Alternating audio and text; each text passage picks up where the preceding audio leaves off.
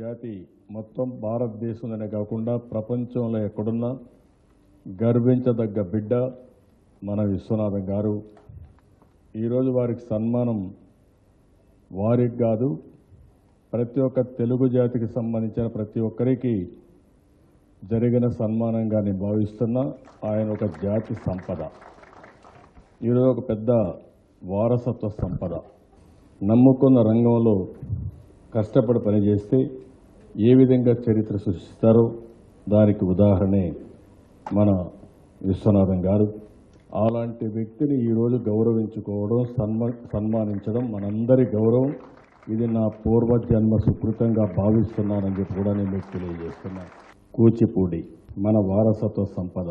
అందుకే ఈరోజు మీరు చూస్తే 100 కోట్ల రూపాయలు కూచిపూడికి గవర్నమెంట్ డబ్బులు పెట్టడమే కాకుండా అన్ని విధాల దీనికి సహకరిస్తున్నాం.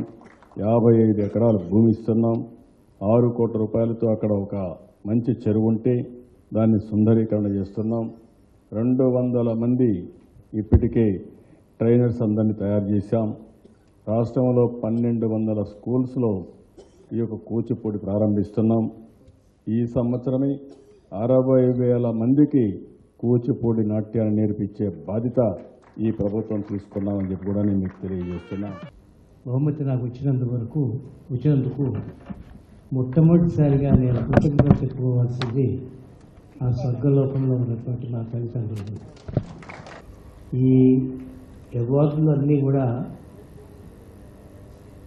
మనిషి ముందర చేర్చారు కదా. పద్మశ్రీ అవార్డీ, దాదాసాహెబ్ ఫాల్కే అవార్డీ, ఇవన్నీ కూడా ఇవన్నీ శాశ్వతం కాదని నాకు తెలుసు. నా తల్లిదండ్రులు ఆనాడు బియ్యంలో ఉంగరంతో ఏది రాశారో అదే నాకు శాశ్వతం. పొద్దు నుంచి సాయంకాలం దాకా ఇన్ని బాధ్యతలు పెట్టుకొని ఇంతమందికి సమాధానం చెప్పి ఇన్ని తీసి ఆయన ఈ తీర్పు చేసుకుని వచ్చారంటే చాలా చాలా ఆనందంగా ఉంది.